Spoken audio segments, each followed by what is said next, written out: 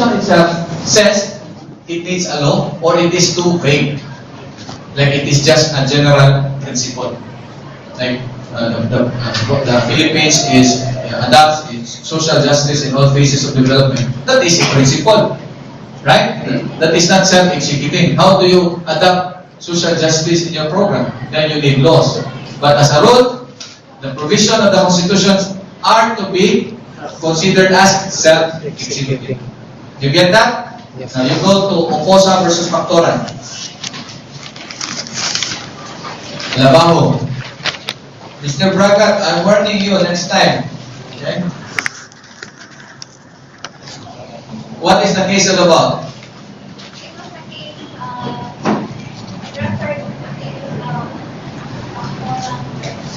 Have you read the case in the first place? Nasaan ka nagsugod sa katapusan?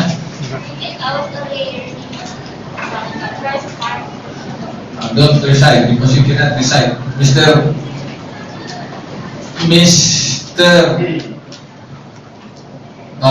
Tapos, preaching. Have you read the case? No. My question was, have you read the case? Okay, that's good. No, unsa man yung sitwasyon na ni? Unsa may gi-file? Labor license agreement for the permits. Okay. Who is Mr. Pactoran? The DNR? Yes. Secretary. And who is this Mr. Oposa? The petitioners. He is a lawyer from Cebu. Okay, from that Batayan, one of the pioneering environmental lawyers in the Philippines. Okay? Now, what did he file? I said that's the labor license agreement. In the against RFP and TNR. What is a timber license agreement? It is a logging concession agreement. Okay? Which is a contract granted by the government. You get me? Now, Mr. Oposa wants it stopped. Okay? Because of kibuan naman mo sa epekto ng illegal logging. Illegal, that's legal logging. Okay? So the contention of the government, you do not stop it because that is legal.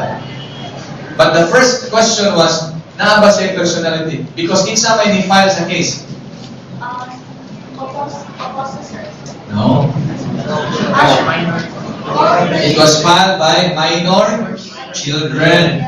And under the rules of court, only persons of legal age has a standing or have standing to file a suit in court.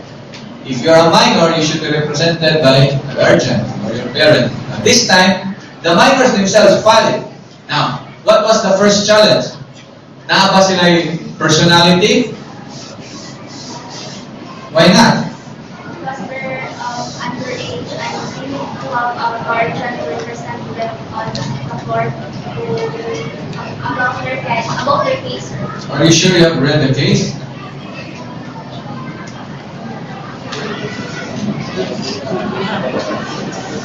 Diba? Were they allowed to file the case? Sure? The RTC dismissed it for lack of standing. Okay? Okay, again, on the theory. Now, do you go to the Supreme Court? You went to the Supreme Court. And how did the Supreme Court decide the case? This time with a novel doctrine that is used now in the world. Naabay katungod ang mga bata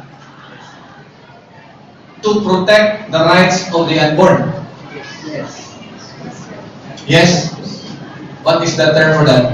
Intergenerational responsibility. In other words, they're saying, we are not only filing this for ourselves, we are filing this for yet unborn children. Why? Because we have a responsibility to protect these resources for them as well. We are only caretakers of these resources. Okay? As to the question whether a timber license agreement can be cancelled, of course that can be cancelled because that is a privilege. Government can always take away a privilege. Right? But what is the basis of the ruling of the Supreme Court? Section what? Section 16, Article 2. Can you read it again for us? Page 397.